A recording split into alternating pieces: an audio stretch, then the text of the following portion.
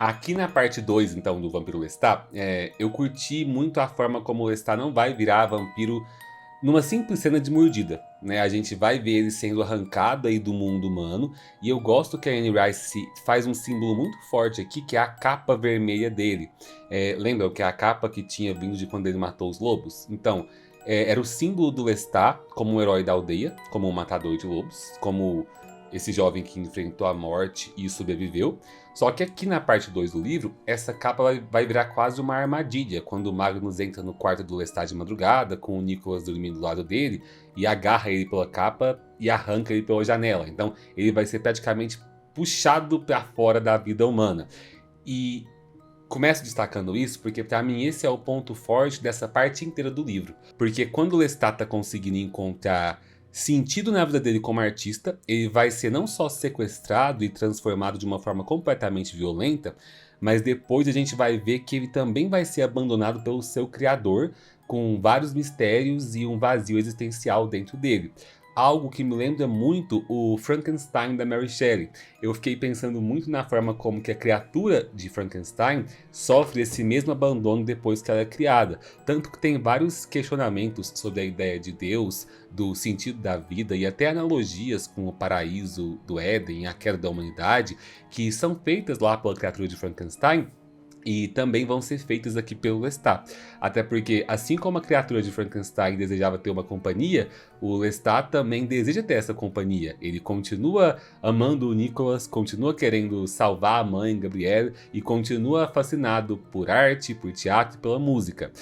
Inclusive, a parte que eu mais gosto aqui é o fato de que a arte passa a ser ainda mais valorizada por ele, agora que ele vai ter esse sentido de vampiro. Então, eu tenho muito a comentar com vocês nessa nossa análise da parte 2 aqui na Leitura Comentada. Eu já quero que vocês deixem aí pra mim os comentários de vocês sobre essa parte. Sem mais delongas, bora lá então. E para quem chegou agora, tá caindo de paraquedas, né? A gente continua aqui a nossa leitura comentada de O Vampiro Lestat, dentro do nosso núcleo de horror e fantasia, o nosso núcleo com os nossos monstros. Vamos seguir agora com a parte 2 do livro, que vai até a página 159 nessa edição. E depois vocês fiquem de olho nos avisos lá no Guia da Cambada e no grupo dos membros do Telegram, onde eu vou avisar em breve a data do nosso próximo encontro na live da Vigília da Torre e até qual página que a gente vai ler até lá para comentar, beleza? A partir daqui, quando a gente começa aqui então na parte 2, que é o legado de Magnus, eu gosto que o primeiro capítulo já vai trazer o início da transformação do Lestat em vampiro, como eu falei, mas não com uma cena de ataque simples. A Anne Rice traz toda aquela aura do imaginário folclórico do vampiro que invade o quarto como se fosse um íncubo demoníaco para violar a vítima, trazendo toda essa ideia de violação mística, de iniciação forçada. Então o Lestat tá dormindo, ele tá sonhando de novo com os lobos, com a neve e com a égua agonizando, quando ele escuta a voz chamando ele de matador de lobos. Então o rosto branco que ele tinha visto na plateia do teatro entra no quarto, ele ainda não sabe que é o Magnus, para ele é uma figura impossível ali, porque a janela tá trancada, o Nicholas tá dormindo do lado dele, são 3 da madrugada e mesmo assim aquela criatura tá parada ali diante da cama. E essa cena me remete muito ao Drácula invadindo o quarto para fazer a mina beber sangue enquanto Jonathan Harker dorme.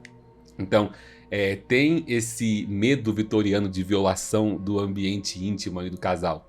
Só que aqui a Anne Rice ela desloca isso pro drama do Lestat, né? Ele tenta reagir como caçador, ele pensa na espada dele, ele tenta chamar o Nicholas, só que ele não consegue impedir nada. E a criatura agarra ali a capa vermelha e arranca ele pela janela. Então o vidro explode, o Lestat é levado pelos telhados de Paris como se ele não tivesse peso. Então a capa vermelha muda de sentido, né? Porque antes ela marcava a vitória contra os lobos. Agora ela vira o objeto que puxa o Lestat para fora do mundo humano. Então era o símbolo do herói antes, agora virou a alça do sequestro, né? Então, quando a criatura que morde o pescoço dele, o Lestat entende que aquilo é um vampiro. Só que com essa mordida, o Lestat não sente só dor, ele sente aquela experiência de êxtase e suspensão, quase como se o corpo dele estivesse sendo tomado por música. Então ele sente prazer, ele perde a noção de urgência, ele tem visões da mãe dele, do teatro, da Maria Antonieta também no meio, do Nicholas também. Então já é todo esse misto de terror e sedução aí que sempre acompanha as mordidas do universo da Anne Rice, né? Eu tô rindo aqui da Tainá, como eu odeio esse velho, né? Esse velho que vai ser pra nós o exemplo de pai ausente, né? O arquétipo de pai ausente na literatura vai ser personificado pelo Magnus. E sim, Jéssica, ele passa muito perrengue.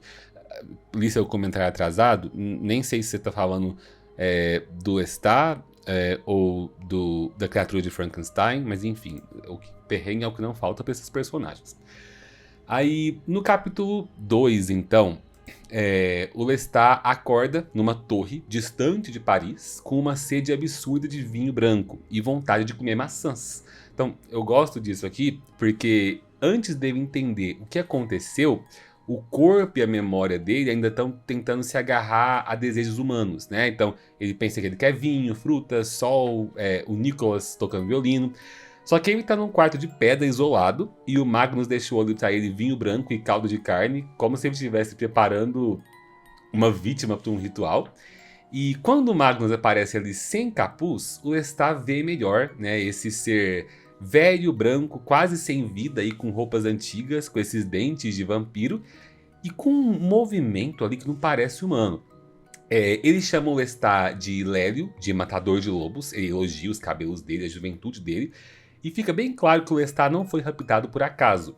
Ele foi observado, desejado e selecionado. Então, quando o Lestat tenta fugir, o Magnus segura ele e o Lestat se desespera. Ele começa a invocar a Deus, fazer o sinal da cruz, chamar a Virgem Maria e os santos. E pelo folclore europeu, ele acha que isso deveria repelir o vampiro. Mas aí ele vai aprender aqui que esse mecanismo não funciona no universo da Anne Rice, né? E aí o Magnus bebe o sangue dele de novo, e durante a mordida o Lestat consegue ver a origem do Magnus. Então, quando o Magnus ainda era mortal, ele era um alquimista que prendeu um vampiro acorrentado e roubou o sangue que transformaria ele em morto-vivo.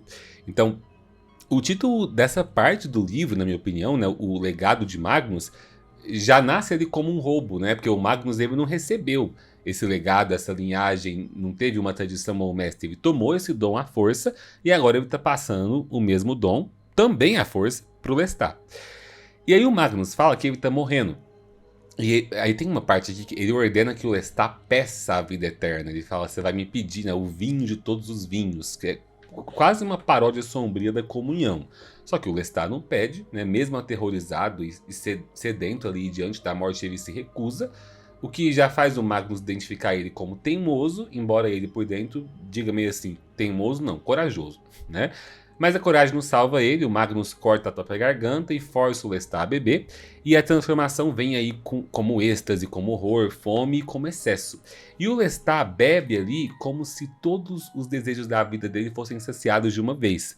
E aqui vai voltar aquela ideia que a gente comentou muito lá em Entrevista com o Vampiro, que no universo da Anne Rice, a mordida e a morte vampírica tem uma carga equivalente ao sexual. Então, o Lestat, ele ganha sentidos novos, ele começa a ver o mundo de outra forma e ele passa a sentir amor pelo Magnus, né? Ele chega a beijar ele, só que aí o Magnus responde falando, não, guarde os seus beijos para o mundo, né, e obedeça, né? Ou seja, a vida aqui é ampliada, mas ainda assim não está suficiente para ele ver o quão violento, tóxico e problemático é a relação aqui com esse velho. E aí no capítulo 3, depois da transformação, é ótimo porque o Magnus ele não vê nenhum mentor cuidadoso, ele não explica a origem dos vampiros, ele não acolhe, ele não forma uma família, ele faz o mínimo, que é o quê? Ele entrega as regras de sobrevivência. Ele fala pro Lestat, você é imortal, logo a sua nova natureza vai conduzir você à sua primeira vítima humana, mas você precisa parar de beber antes que o coração pare. Parece uma regra tática, só que também funciona como tipo o primeiro limite moral e físico do vampirismo, né? Você é um predador, mas você ainda não você tem que saber controlar o seu próprio excesso. E depois o Magnus mostra a passagem secreta que tem ali. O Lestat puxa uma pedra enorme da parede e ele descobre que ele tem uma força sobre-humana. Atrás dessa passagem tem um tesouro. O Magnus está deixando ali então a torre, o esconderijo, as riquezas, né? Uma vida pronta para ele, né? Muita gente queria aí um Sugar Daddy que te deixasse com todo um testamento, né? Lestat recebeu isso aí. Só que o que ele faz depois? Ele acende uma fogueira, ele fala do juramento que ele precisa cumprir e ele faz o Lestat prometer que ele vai espalhar as cinzas dele. O Lestat se desespera, ele tenta impedir, ele pergunta por que ele vai deixar ele, mas o Magnus está decidido. Ele transformou o Lestat justamente para poder morrer. Então, o nascimento vampírico do Lestat é também uma cena de abandono, porque ele não ganha um pai imortal nem um companheiro, né? Ele ganha uma torre, sim, uma fortuna, sim, mas também um trauma de bandeja, porque o Magnus entra na fogueira rindo, como se ele fosse um bufão demoníaco, e o Lestat fica sozinho ali, com o fogo, com as cinzas e com a imortalidade. Então, logicamente, no capítulo 4, né, ele começa com um luto imediato. Luto daquele que ele nem conhecia, né? Tainá botou: Lestat com pai ausente e sem nenhuma educação formal, teve que aprender tudo nas ruas. É um malandro, né? É um pobre coitado, né? Um pobre coitado. E aí, ele vê a fogueira queimar, ele chora, ele reza, ele pede perdão sem saber exatamente porquê. Ele vai pensar lá no lugar das bruxas, no inferno, no príncipe das trevas que foi mencionado aqui. A Anne Rice é muito boa em mostrar esse colapso mental, né? Ele acabou de virar um monstro, só que ele se sente como uma criança órfã e condenada. É muito boa essa dualidade. O corpo dele já mostra que a humanidade ficou para trás. Então, a pele está branca demais, os dentes estão diferentes, as pequenas dores humanas estão desaparecendo. E os sons distantes da cidade chegam como música ali. Tem uma parte que é bem nojenta aqui, mas é nojenta só pra gente, né? Que o corpo dele expulsa os restos humanos. Em outras palavras, fezes, né? Só que ele não sente mais repulsa nem quando os ratos, os insetos começam a se aproximar ali. E eu acho muito legal essa sacada de que ele não sente mais repulsa porque ele não pertence mais ao mundo daqueles que temem a decomposição. Então ele não pertence mais ao mundo de quem teme a morte, né? Valdarco, tá aqui a chave da minha torre, eu vou ali comprar cigarro. Muito bom, muito bom. Só que aí, mesmo assim, o Lestat não aceita nada de forma tranquila, né? Ele espalha as cinzas do Magnus, ele se despede, só que esse gesto não organiza a bagunça, né? O ritual termina ali, só que o vazio dentro dele continua. E aí no capítulo 5, o Lestat entra no quarto secreto e começa a descobrir a sua nova identidade, né? Ele tem que rastejar ali pela passagem, aí ele vai encontrar ali uma lareira, um sarcófago de pedra, a capa vermelha forrada com pele de lobo, e aí roupas vermelhas trabalhadas em ouro, quase roupas de corte. Então, para ele é quase como um renascimento aristocrático depois da morte. Ele perdeu a vida humana, mas ele recebeu um palácio particular. Só que o luxo vem com estranhamento. Primeiro ele percebe que o suor no rosto dele é sangue, né? Quando ele lambe depois os dedos de sangue, ele sente prazer. Então o sangue passa a ter uma força de atração nele. E depois ele vai testar os símbolos religiosos, né? Ele toca ali na cruz do sarcófago, ele desenha uma cruz na poeira, ele escreve o nome de Jesus. Ele vê que nada me destruiu, né? Então o repertório clássico do vampiro no folclore é desmontado. Só que isso abre outro vazio dentro dele. Porque o problema não é só Deus não punir, mas é Deus não responder, né? E aí no meio desse tesouro, o Lestat encontra um espelho, ele vai encarar sua nova aparência ali, ele vê que é quase a mesma aparência, só que é branca demais, bela demais, mas com um rosto angelical, mas angelical com algo errado. E aqui ele percebe algo essencial. Ele descreve aqui que ele ainda consegue amar. Ele pensa no Magnus, no Nicholas, na Gabrielle, e ele se pergunta se demônios podem amar uns aos outros. Uma pergunta que vai atravessar todas as crônicas vampirescas, pelo que já percebemos, né? Que o vampiro, ele é um ser que mata, mas ele não deixa de sentir. E talvez essa seja a parte mais trágica. E aí no capítulo 6, essa fantasia do luxo é quebrada ali pela masmorra. Então o Lestat explora a torre, ele encontra as salas vazias, as janelas gradeadas e uma câmara mortuária com 3 sarcófagos vazios, sugerindo que a torre tem uma história anterior ao Magnus. Mas o verdadeiro horror está mais embaixo. Porque ele desce ali, o cheiro de decomposição aumenta, e na masmorra ele encontra uma pilha de cadáveres em vários estágios de podridão. São todos homens jovens, loiros, altos, de olhos claros, todos parecidos com ele, né? Exatamente, Paula. O homem tem um tipo, né? Exato aí, o velho tinha um tipo. Nossa, sim, os corpos entulhados, velho pois nojento. Pois é, gente. Então, o Lestat não foi a primeira escolha. Ele foi a escolha que sobreviveu, né? Esse legado do Magnus não é só tesouro e poder, é também essa pilha de corpos. E a cena fica ainda mais perturbadora porque o Lestat vomita sangue diante daquilo, mas logo ele é atraído pelo próprio sangue que ele vomitou, né? Mas aí a gente já vai entendendo. A consciência dele entende a monstruosidade, mas o corpo dele já tá ali em outro idioma, né? O sangue é sangue para me alimentar, mesmo que eu tenha vomitado. Depois, no capítulo 7, o Lestat acorda no sarcófago, ele teve que dormir no caixão, e acorda com sede, mas agora ele já entendeu que não é sede confusa de vinho branco, né? Ele entende o que ele se tornou, ele toca as presas dele ali e pensa, vou atrás de sangue humano. Só que aí o sangue humano já vem até ele, né? E quando entra um mortal ali na torre, e ele já consegue ouvir os pensamentos desse mortal, e esse homem é o velho servo do Magnus, que é uma espécie de cocheiro e cavalariço ali, mas pela mente dele, o Lestat percebe que ele sabia de muita coisa. Ele era quem cuidava dos jovens presos na masmorra enquanto eles ainda estavam vivos, né? Ou seja, ele participou daquele horror, então a primeira vítima humana do Lestat não é um inocente qualquer. Dentro da lógica dele, ele é alguém que merece morrer. E isso eu acho que antecipa um pouco a tentativa de código moral que o Lestat vai construir depois, de caçar só criminosos, assassinos e pessoas já ligadas à violência.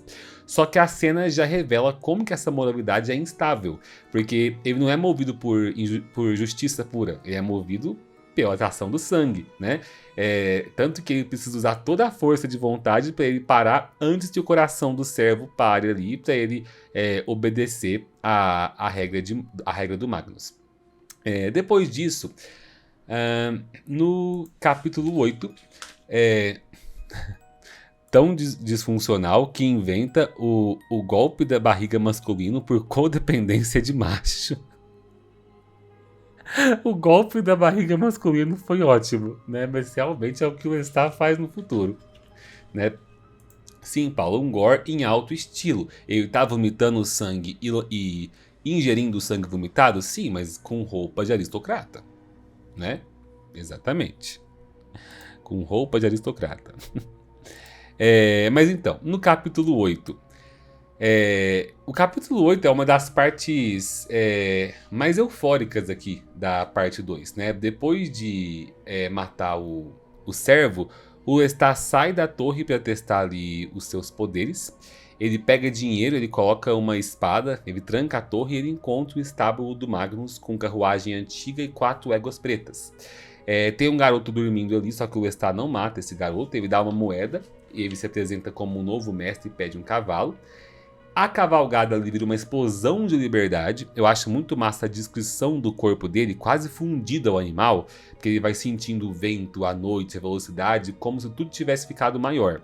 Ele vai até uma aldeia, ele entra numa igreja trancada e ele sai ali fazendo novos testes espirituais, né? Ele arromba o sacrário, ele toca nas hostes consagradas, ele espera alguma resposta, mas de novo, Deus não manda raio nenhum, né? Depois ele se encanta com a arte da igreja. Essa parte eu achei muito massa. Ele vai olhar para as pinturas, para as estátuas e ele vai ver a mão do artista por trás da imagem religiosa. Então, o vampirismo não matou o olhar estético do Lestat, ele ampliou esse olhar. Eu senti que esse capítulo parece... Sabe quando a gente está jogando videogame de mundo aberto? Que a gente quer sair explorando o mapa, testando os poderes e aprender os comandos ali do controle? É o que o Lestat tá fazendo. Ele vai saltar muro, vai subir em telhado, espiar a janela, vai arremessar pedra, quebrar galho, dar saltos de acrobata, né? E como um ator e caçador, ele se diverte aí descobrindo esse novo corpo. Só que o capítulo também prepara uma ameaça. O Lestat, ele sente uma presença sobrenatural no pátio da igreja. Não tem cheiro humano, não tem pensamento humano. e tá observando ele de forma escondida, né? E quando ele desafia essa presença das caras, ela foge. Então o Lestat conclui que talvez seja mais forte do que ela, ou pelo menos que ela tem medo dele. E aí aparece aqui, tem um egocentrismo delicioso aqui na narração. Esse trechinho aqui, gente, página 126. Preciso ler. Eu era um demônio extraordinário. Se estivesse sentado nos degraus do inferno com os cotovelos sobre os joelhos e o diabo dissesse: Lestat, venha escolher a forma de demônio que deseja ser para vagar pela terra. Como eu poderia escolher um demônio melhor do que eu? E de repente, pareceu que o sofrimento era uma experiência que eu conhecera em outra existência e que jamais voltaria a conhecer. Só que ele acrescenta, né? Agora, quando eu penso naquela primeira noite, e em especial naquele momento particular, não posso deixar de rir. Então assim, sim, Jéssica, amo como Lestat se auto-idolatra. Sim, mas se acha esse menino, é isso aí, né? Nem o diabo poderia escolher forma melhor. Só que essa euforia vai cobrar conta, né? No capítulo 9, o Lestat finalmente vai para Paris levando ouro. No caminho, ele é atacado por um assaltante assaltante armado. O cara atira nele, o Lestat vê a bala saindo da arma ali, desvia e ataca e bebe o sangue do cara. Só que dessa vez ele quebra a regra do Magnus. Ele esquece de parar antes que o coração do cara pare. Só que nada acontece, né? Ele até se sente mais forte. Ou seja, um aprendizado perigoso, porque a transgressão pareceu funcionar. E aí depois ele encontra o Pierre Roger, que é um advogado jovem, ambicioso e ganancioso, que vira um instrumento ali para organizar a vida material dele. Então o Lestat inventa uma mentira social, ele fala que ele é marido de uma herdeira de São Domingo, que ele tem uma fortuna em joias e que ele tem olhos sensíveis por causa de uma febre. O Roger aceita pagar as dívidas dele, lidar com as joias, abrir os contatos, organizar as contas. E o Lestat continua então sendo um ator depois da morte, né? Mas agora é atuar como humano, o que é mais difícil do que interpretar o Lélio. E aqui eu confesso, eu fiquei até tocado, eu não esperava, porque quando eu vi aqui que o Lestat não perde os seus vínculos humanos, né? Ele vai usar o dinheiro que o Magnus deixou para cuidar de todo mundo à distância. Então ele manda recurso pro pai, pros irmãos, ele manda dinheiro pro Nicholas, ele quer que o Nicholas se mude para um apartamento melhor e estude violino. Ele pede pro Roger comprar um Stradivarius para ele, né? E ele também envia uma carta em italiano para Gabrielle, junto com o dinheiro para ela viajar para o sul da Itália e tentar controlar a doença dele. Então o Lestat ele tenta usar o tesouro do Magnus, na minha opinião, para consertar a vida humana que ele perdeu. Só que os seus novos sentidos ainda são difíceis de controlar. Tem uma cena que é muito boa, que ele vê um rato, aí ele pega o animal e ele começa a examinar o rato, porque ele está fascinado com os detalhes e ele esquece que tem homens ao redor dele. Aí quando ele percebe a galera em silêncio, ele fala, opa, eu tenho que aprender a fingir melhor a minha humanidade, né? Mas no fim aqui, ele manda dinheiro pro Renaud, que é o administrador do teatro, e ele pede pro advogado, né, o Roger, para ele descobrir a situação da casa de Thespis do Renaud. Primeiro ele fala que ele não vai se aproximar do teatro, porque ele não quer que as pessoas descubram o que aconteceu, ele nem quer trazer esse mundo vampírico tá perto do Nicholas, mas um parágrafo depois ele já terminou ali olhando para os cartazes rasgados ali, com o nome mortal dele, como se ele estivesse encarando o fantasma do jovem ator mortal que ele não é mais, né? Então ele não consegue ficar longe, assim como a gente vai ver no capítulo 10. A vida vampírica do Lestat em Paris, ela vai começar a se organizar, mas se organizar entre aspas, né? Porque é se organizar com excesso. Sim, Jéssica, esse homem é apegado nas pessoas, né? Sugar Daddy, não sei se a Paula estava falando do Magnus ou do Lestat, mas os dois, né? Magnus foi o Sugar Daddy do Lestat, mas o Sugar Daddy ausente. O Lestat é o Sugar Daddy presente à distância. Fez sentido? Ele tá ausente, mas ele tá bancando, né? E o Lestat tem justificativa, ele não escolheu virar vampiro, né? Foi totalmente à força. Mas aqui então, agora que ele já tá bancando todo mundo, ele vai se entregar para as regalias. Então ele começa a beber Paris como se a cidade inteira fosse feita de sangue, né? Ele sai pelas regiões mais perigosas caçando os ladrões e assassinos. É como se a gente tivesse aqui a transformação daquele antigo caçador de lobos em um caçador de homens. Só que ao mesmo tempo ele tenta transformar essa fome numa espécie de código. Ele quer acreditar que ele está escolhendo os culpados, que ele está matando aqueles que já viviam da violência, só que ele mesmo percebe que ele está começando a gostar da sensação de poder e dessa intimidade com a morte. Só que ao mesmo tempo ele está usando o advogado Roger para organizar essa nova vida. Ele continua mandando dinheiro, cuidando da família, do Nicolas, da mãe. E aqui ele descobre que o Renault está querendo vender a casa de Thespis. Isso primeiro deixa ele magoado, porque parece que a vida mortal dele está sendo negociada. Só que aí ele faz o quê? Ele vai lá e compra o teatro, né? Algo que é muito Lestat. Inclusive o parágrafo que ele decide comprar o teatro é tipo assim... Ele tá puto numa cena, ele sai, depois ele volta e fala, tá bom, compra o teatro, né? Muito Lestat. Se ele não pode voltar para aquela vida, então ele vai comprar o lugar onde a vida aconteceu para ele ter controle, né? Sim, Jéssica, sensacional essa cena. Gente rica é outra coisa, né, Tainá? É isso aí. E depois disso ele começa a circular por Paris, então, como um vampiro aristocrático e teatral. Então ele vai para as óperas, para os balés, para os teatros, e ele aprende que ele consegue se passar por humano desde que ele saiba controlar a sua voz e a sua expressão. E tem um detalhe do contexto que eu acho muito interessante, que ele traz aqui sobre a sociedade mais racional do século XVIII, que ajudava muito nisso, porque as pessoas ali já tendiam a explicar tudo, não mais com explicações sobrenaturais como era no passado, mas sim com justificativas mais racionais ou científicas, né? É uma excentricidade, é uma doença, algum truque. Só que ao mesmo tempo ele continua sentindo aquela presença dos outros seres sempre perto ali dos cemitérios, mesmo que esses outros seres nunca se revelem. E aí no final desse capítulo, vem uma das dores mais bonitas, eu diria, quando ele percebe que ele aprendeu a ler quase sem perceber, né? É quando ele tá olhando ali para as cartas por cima do ombro do Roger. E, cambada, eu não sei se vocês tiveram a mesma interpretação que eu, só que assim, isso é muito grandioso pro personagem. Porque lá no começo ele era aquele filho sem educação formal, né? Ele era um menino que dependia dos outros para escrever, para ler, ele tinha que ditar as cartas dele. Só que agora o vampirismo deu para ele uma capacidade que a vida humana tinha negado. Só que aí, a primeira coisa que ele lê sozinho é justamente ali na carta uma pergunta da mãe dele. A Gabrielle perguntando se ele ainda possuía felicidade, né?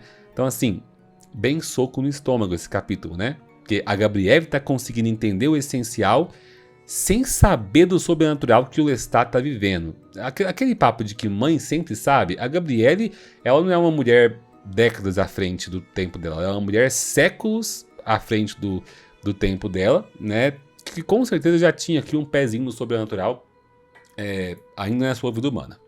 E sim, Jéssica, faz todo um contexto social. A leitura, ainda mais nessa época, era a coisa mais importante porque dava o poder do conhecimento, com certeza, com certeza. E aí então depois, no capítulo 11, o Lestat finalmente decide que ele quer ver o Nicolas. Só que obviamente ele não vai entrar pela porta, né? Ele vai espiar. Então ele vai até a casa nova do Nicolas, que fica na Ile Saint-Louis, né? Inclusive, gente, desde a primeira parte da análise eu peço perdão já pelas minhas pronúncias em francês, que são todas aqui completamente improvisadas, tá? Mas é ali uma casa bonita onde o Nicolas tá, bem confortável, exatamente como o dinheiro dele tinha possibilitado, né? Bem nesse estilo que a Paula colocou, que nunca nos falte supérfluos, né? Só que o Lestat fica ali do lado de fora, escondido.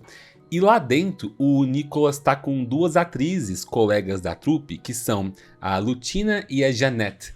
E elas estão tentando entender o que aconteceu com o Lestat. Elas estão trocando fofocas, falando que elas ouviram dizer que talvez ele tenha enriquecido de um modo estranho, que talvez ele tenha conseguido alguém. Só que o Nicolas não aceita nenhuma explicação simples, porque ele lembra que ele ouviu o Lestat gritar, ele lembra da janela quebrada e de que aparentemente houve alguma violência. mais do que isso, ele sente que ele conhece o Lestat o bastante para saber que o Lestat jamais abandonaria o teatro por vergonha. Então começa aqui o prenúncio de uma tragédia em relação ao Nicholas, né? Porque o Lestat pode até conseguir compensar os outros com presentes, mas obviamente não o Nicholas, porque o Nicholas sabe que alguma coisa foi rompida. E aí, quando as atrizes vão embora, o Lestat continua do lado de fora. E tem uma narração bem intensa aqui, em que o Nicholas parece sentir a presença dele. Então ele vai até a janela, ele olha para fora, quase como se ele pressentisse ali o Lestat escondido, mostrando que eles ainda têm um vínculo. E aí o Nicholas faz o quê? Para desmontar o Lestat de vez, ele pega o violino e toca. E essa música abre no Lestat uma reflexão sobre todas aquelas ideias de beleza, de bondade e sofrimento, porque a música do Nicholas parece dizer que é possível nascer beleza da dor. E aí ele vai usar uma metáfora, que eu gosto muito, que é a metáfora do jardim selvagem. É uma metáfora que ele cria para falar da beleza como uma força natural que seria anterior à moral humana. Por quê? Ele fica se questionando aqui, como que uma coisa que nasce do desespero, como a música do Nicholas, pode ser tão bonita, né? Aí no meio da reflexão enfiamos aqui o comentário da Paula. É o canto do acasalamento, né? Justificável também, e acho que se conecta bem com a metáfora do jardim selvagem.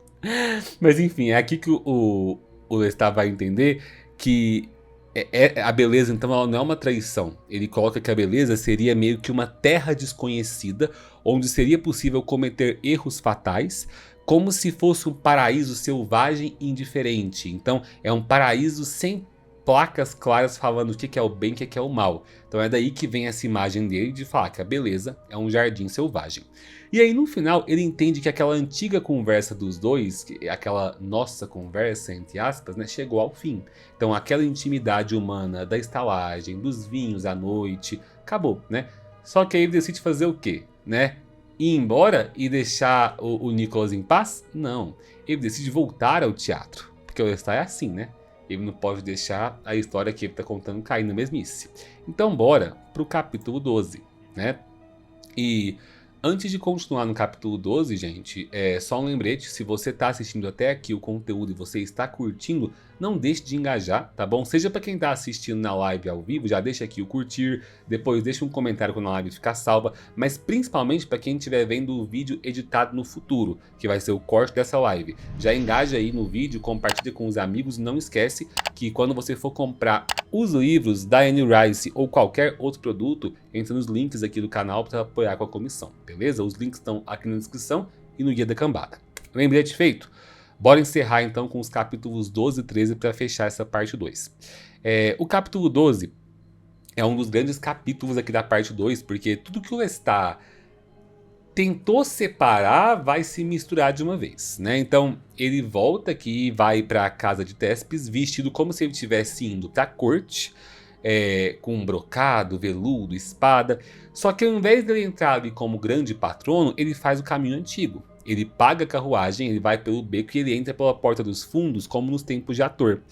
E aí tem uma coisa nesse capítulo aqui, pra mim, que é como se ele quisesse voltar pro lugar onde ele foi feliz, pelo mesmo caminho de antes, sabe? E aí no começo é até nostálgico, né? O Renaud recebe ele, os atores cercam ele, a Lutina e a Janete aparecem ali, todo mundo quer abraçar, beijar, tocar. O Lestat pede que eles apaguem as luzes, porque ele sabe que a aparência dele pode assustar. Ele precisa controlar o ambiente para conseguir permanecer ali entre eles. Só que quando o Nicholas chega ali e abraça ele, aí a coisa fica complicada, né? Porque o Lestat, ele sente amor, ternura, saudade, só que ao mesmo tempo ele sente desejo pelo sangue do Nicholas, né? Então o amor não vai cancelar o apetite, pelo contrário, vai intensificar, né? Porque, lembrando aqui a ideia da Anne Rice, a sede pelo sangue está completamente atrelada à sexualidade vampírica. E aí tem um momento em que o Lestat começa a questionar se a tal moralidade dele de caçar apenas criminosos não era só uma mentira confortável. E aí ele faz o quê? Ele vai pro palco. Né? Afinal, ele foi transformado em vampiro justamente no momento em que vivia sua ascensão como ator. Então, agora ele volta ao palco ali não como leve humano, mas como um vampiro rico. E aí ele é completamente exibicionista, né? Sim, Paula, o homem quer ser o próprio holofote. Exatamente. E aí, no começo, o público interpreta os saltos acrobáticos, a dança e os movimentos impossíveis como truques, ilusões ou efeitos teatrais. E ele tem espaço para isso ali, porque o teatro era justamente o lugar onde o falso podia parecer verdadeiro. Só que aos poucos essa performance vai passando do encanto pro pavor, porque quando ele começa a cantar alto demais, ou quando os movimentos deixam de parecer somente uma habilidade e começam a parecer uma ameaça, a plateia sente que tem algo errado. E aí tem um velho na plateia que simplesmente atira nele, a bala atravessa o Lestat com dor ali, só que ele se recupera bem rápido. E aí o Nicholas vê isso, o Renault vê o sangue e fica claro que tem alguma merda ali. E aí o Lestat tenta transformar tudo isso numa explicação teatral. Ele fala, é o teatro do grotesco, gente, né? Ele dá dinheiro ali pro Renault, ele manda seguir com a peça. Como se o dinheiro pudesse cobrir o que as pessoas viram. Só que o estrago já tá feito, porque o Nicholas, né, o Nick, viu demais, os atores sentiram demais e o Lestat também percebeu que aquela tal presença sobrenatural, lembra? Ela estava na plateia. Só que dessa vez não era uma presença só, eram várias, e elas seguem ele. Aí o Lestat foge, vai para Notre Dame, e quando ele entra na igreja, mesmo que a igreja não sirva para repelir ele, a igreja vira um refúgio contra esses outros vampiros. Esse é um detalhe muito importante, porque a igreja não tem poder contra o Lestat, só que agora parece que ela tem poder contra esses outros vampiros, ou pelo menos eles não entram ali. Só que o capítulo fica mais sombrio depois disso, porque o Lestat tá faminto por causa da ferida do tiro, né? E ele mata uma mulher inocente, uma criança. Então, essa vai ser basicamente a queda moral mais brutal dessa parte 2, porque até aqui ele tentava se agarrar a essa ideia de que ele podia matar somente os culpados. Só que agora ele descobre o êxtase do sangue inocente e o próprio raciocínio dele começa a se deformar para justificar isso, né? Então, lembra da analogia do jardim selvagem, né? O jardim selvagem vai virar uma espécie de teologia estética dele aqui enquanto predador. Aqui no final do capítulo, não quer dizer que ele deixou de ser bom por completo, mas é só que ele vai começar a flertar com uma visão na mente dele, na qual a beleza da fome parece mais real do que a lei moral do mundo. E aí, por fim, no capítulo 13, depois desse desastre, o Lestat quer que todo mundo vá embora de Paris. Ele quer cartazes retirados, portas fechadas, ele quer o teatro fechado. Ele não aguenta pensar que ele assustou aquelas pessoas, ele não aguenta pensar no Nicholas, não consegue voltar mais para essa vida antiga. Então ele usa o dinheiro, né? Ele manda o Roger tirar o Renault e a trupe de Paris e enviar todo mundo para Londres, talvez depois para a América, qualquer lugar longe dele. Só que o Nicholas é o problema que não se resolve, porque ele tá bebendo demais, ele se recusa a voltar pro teatro, ele abandona os estudos, ele frequenta ali bares perigosos, ele começa a falar coisas estranhas pro Roger, que ele tá com suspeitas de feitiçaria, ele tem lembranças da menção lá do lugar das bruxas, ele fala de poderes inexplicáveis que ele escuta falar em lendas por aí. Então, assim, ele tá errado nos detalhes, né? Porque não é exatamente feitiçaria e bruxaria, mas ele tá certo na intuição. Ele entendeu que existe um segredo ali, que o Lestat descobriu uma coisa que ele se recusou a compartilhar. E eu fico... Nossa, essa hora aqui eu fiquei numa dó, porque pro Nick, cambada, isso é traição, porque é uma inversão bem dolorosa se vocês pararem pra pensar. O Lestat, ele sofreu muito com a falta de sentido das coisas, quando ele ficava conversando com o Nicholas. E agora aqui, ele tá tendo que impor pro Nicholas essa injustiça sem explicação. Porque ele sabe que o Nick vai sofrer sem entender. Então é como se o Lestat começasse a entender por que os humanos criam mentiras e por que eles criam versões suportáveis da realidade. Aqui, ó, o detalhe que a gente já estava comentando no debate com os membros de coisas que ele vai aprender aqui e depois vai levar lá para a relação dele com o Louis, né? Então o Lestat tenta montar um plano aqui. Ele pensa, vou mandar o Nicholas para a Itália, acompanhando minha mãe Gabrielle, né? Parece um plano perfeito, porque ele vai salvar Nicholas de Paris, afastar ele do perigo e talvez ajudar a mãe doente a voltar para o lugar de origem, buscando a cura ou pelo menos um fim menos brutal. Só que depois de algumas noites, o Lestat descobre que o Renault e a trupe foram para Londres, mas o Nicholas ficou. E a Gabrielle está em Paris, né? Então é uma virada forte porque o Lestat passou essa parte 2 inteira tentando ajudar a Gabrielle à distância. Só que ela aparece aqui agora mostrando que ela não queria dinheiro. Ela fez a última viagem para ver o filho dela. Só que o sol tá quase nascendo, o Lestat não consegue ir até ela sem correr o risco de ser destruído pela manhã. O Roger insiste que ela precisa ver que ele precisa, não, perdão, o Roger insiste que ela tem que ver o filho antes dela morrer e fala pra ele, ó, não vai ter viagem pra Itália, porque a viagem até Paris aqui já foi a última. O Lestat fica completamente abalado, porque ele só vai conseguir ver ela na noite seguinte, né, senão ele vai morrer pelo sol. Então ele ordena que o Roger vá até a Gabrielle, fique com ela o dia inteiro e mantenha ela acordada. E a parte 2 encerra com esse pedido, né? Ele fala, não deixe a minha mãe morrer antes que eu chegue. Então, esse é um ótimo ponto para encerrar, porque nessa parte a gente viu o Lestat herdando a fortuna do Magnus, herdando o corpo vampírico, a fome, a solidão. Então ele tentou controlar tudo com dinheiro, com poder, com teatro, só que agora ele tem que encarar aquilo que ele mais tentou odiar desde o começo, que é a morte da mãe dele e a fragilidade da vida humana. Né? E os desdobramentos disso a gente deixa aí para as próximas partes, porque agora a gente vai comentar o que a gente achou da parte 2. Um ponto que eu acho interessante, que a gente até discutiu na primeira parte, né? Quando compara o Lestat como um péssimo pai, um pai ruim, e o Magnus como um péssimo pai, né? A gente fica naquela coisa, será que realmente isso é verdade? Ou é porque o Lestat tá querendo criar uma história pra tentar se safar, sabe? Porque ele ficou mal visto com a entrevista com o vampiro, né? Então ele ficou meio tipo, você foi um péssimo pai, não me ensinou nada.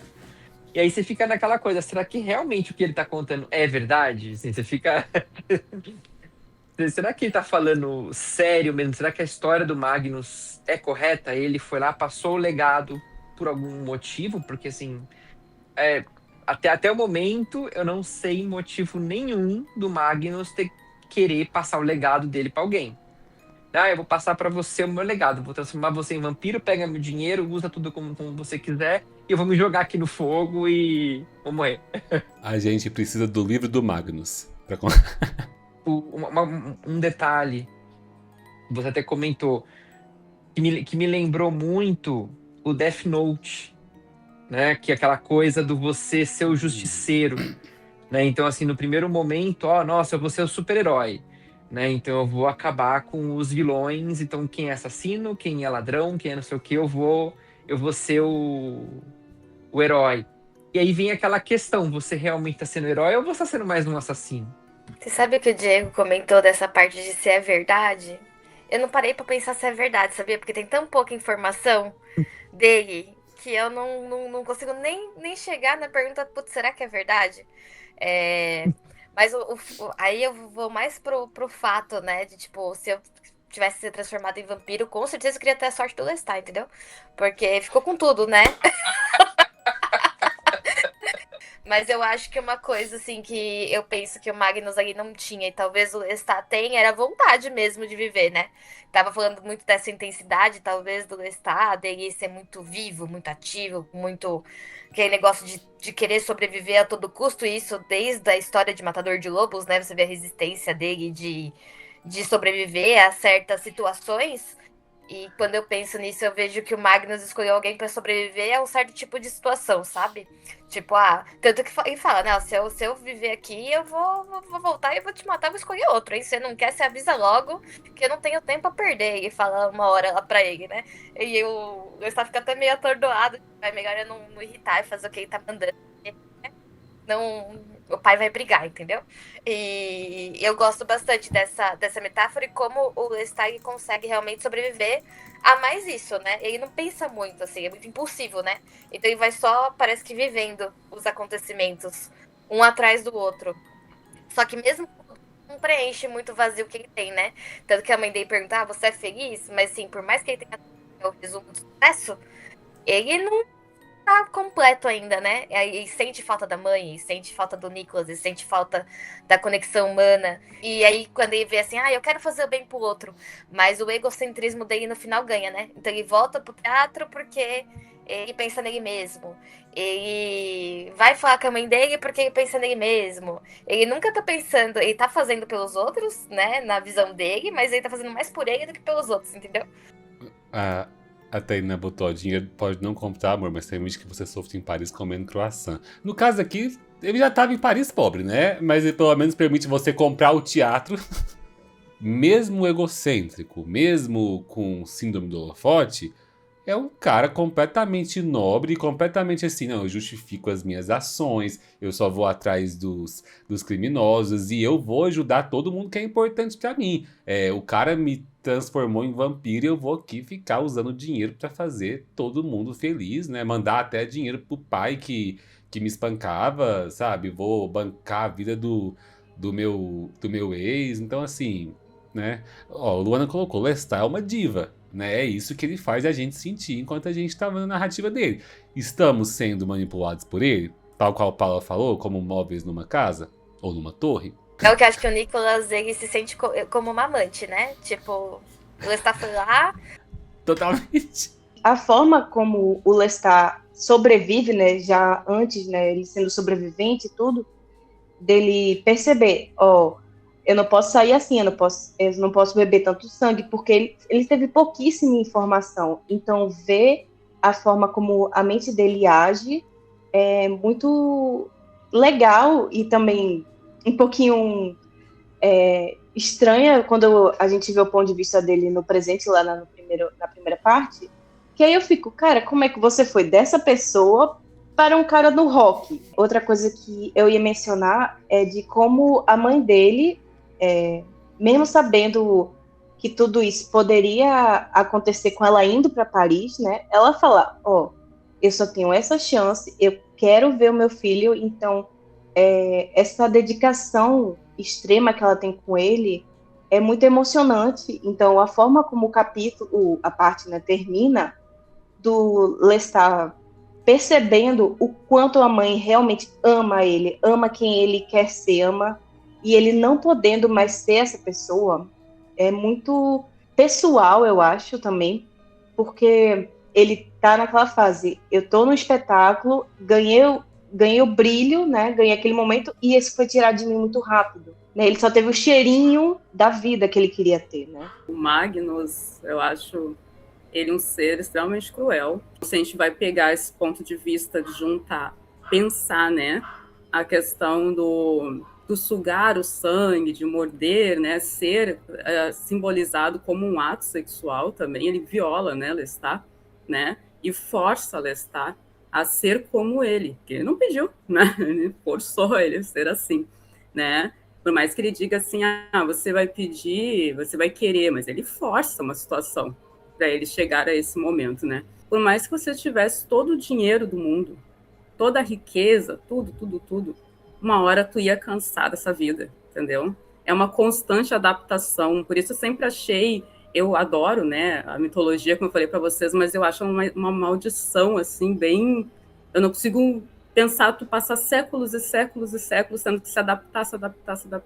A gente começa a perceber se ele ajuda porque ele quer, porque ele é empático, com paixão, cristão, não sei, ateu, tudo que ele era, ou é por vontade, por egoísmo, egocentrismo, sei lá. Acho que é uma mistura de tudo, assim, pra falar bem a verdade. Acredito que ele faz, principalmente para a família, ele faz para mostrar que ele pode.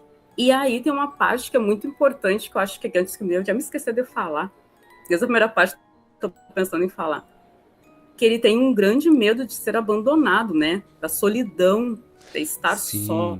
E até eu acho interessante, porque a escuridão, né? Que ele tinha tanto medo lá no começo, que ele fala que quando estava escurecendo em Paris, ele começava a ter ansiedade, crise de um monte de coisa, e ele fugia para dentro do teatro. É a escuridão que ele vai viver agora, né? Que é a noite, né? Que vai acompanhar ele o tempo todo. Mas essa noite, para mim, é simbólica, né? Porque ela também é uma noite interna, né, que é esse vazio que ele segue tendo e esse medo da morte iminente da mãe. A Luciane colocou, uau, vários pontos de vista novos para mim. O fato da versão do Lestat ser tão confiável quanto a de Lewis, a transformação de Lestat como um abuso, a discussão é maravilhosa. Que bom que você tá curtindo, Luciane. Da reação do como cada um é na hora que se transforma em vampiro, né? Então você pega a reação do Luis, do Louis ali, né, onde ele... ele aceitou ser vampiro, porque ali o Lestat deu a escolha para ele mesmo, teve um processo de escolha lá, e ele nega o vampirismo dele, com toda aquela melancolia, né? Porque eu não queria, porque a vida é eterna. E o Lestat é totalmente oposto, né? Não é dada chance pro Lestat. E ele abraça, né? Falar, se é o que eu tenho agora, vou me adaptar aqui, vou ser resiliente, vou correr atrás, né? E aí entra muito o que a Nise falou de, o que destrói o vampiro é ele mesmo, né? Porque aí, realmente, eu acho que só o próprio vampiro que pode desistir da vida ali de, tipo, não gosto disso, não gosto dessa vida, não quero ser isso. Essa questão da diferença dos dois, tem uma coisa que fica muito na minha cabeça. Tem toda aquela história de que quando a Anne Rice escreveu Entrevista com um Vampiro, ela escreveu como uma forma de expressar o luto pela filha, e aquela personalidade em luto, toda melancólica do Louis, era muito da personalidade dela enquanto escrevia. Só que aí, em algumas entrevistas dela, ela já relatou que depois, não só no processo de escrita de Entrevista com o Vampiro, mas principalmente depois com a repercussão do livro, ela também começou a meio que se identificar com o Lestat enquanto personagem. E aí, principalmente quando ela vai escrever o Vampiro Lestat, até porque é quase uma década de diferença, né? Pelo menos de publicação, de escrita eu não sei quanto tempo. Mas tem essa questão da identificação dela estar se deslocando com o Lestat, porque assim, o Louis foi o sofrimento que ela viveu. E o Lestat é meio que esse outro eu que ela queria desejar fazer, que ela queria poder ser. Meio que esse foda-se, vou abraçar então esse lado vampírico, esse vazio e tentar dar uma existência pra ele. E é disso que eu queria comentar com vocês. Quando a Anise estava falando do Lestat ter muito medo de se sentir sozinho, é um medo que o Louis também tinha.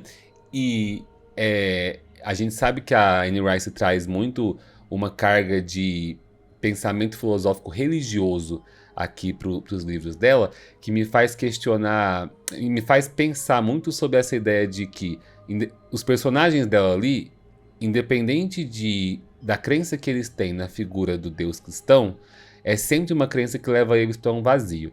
Porque se eles têm a crença do tipo, o Deus cristão ele vai punir os vampiros, então a igreja, por exemplo, os vampiros não vão poder entrar. A gente vê que aqueles que têm essa visão vão se sentir condenados. O Louis, lá em Entrevista com o Vampiro, se sentia condenado, eu vou pro inferno porque esse Deus cristão vai me punir. Só que aqui, quando o Lestat pensa, não, então se eu tô tocando na cruz tudo aqui, então não tem Deus, beleza. Só que aí, esse não ter Deus, ou não ter nenhuma resposta de Deus, dá um vazio maior ainda. Porque aí fica, então tem o quê? É como se o Deus ele fosse criado. E tanto que na hora que ele vai fugir, que ele entra na igreja, a igreja não faz sentido, assim, ele não sente nada no lugar.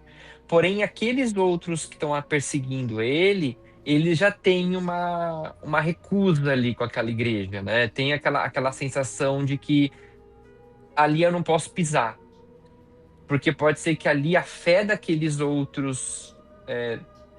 dos outros seres ali tivesse um medo, sabe? Assim, realmente o Deus existe, ele vai me afetar se eu entrar naquele lugar, sabe? Aquele lugar é sagrado para Deus, mas pro Lestat não é, porque o Lestat não tem aquela fé toda, né? Eu concordo super com o Diego, mas eu creio que é a passagem, acho que até o que a Anne Rice quer um pouco falar, sabe?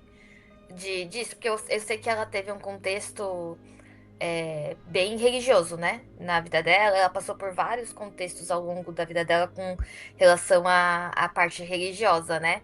Então eu acho que é um pouco, talvez, eu não sei se isso pode estar certo ou não que eu tô falando, tá? Mas eu acho que é um pouco até do próprio sentimento dela, sabe?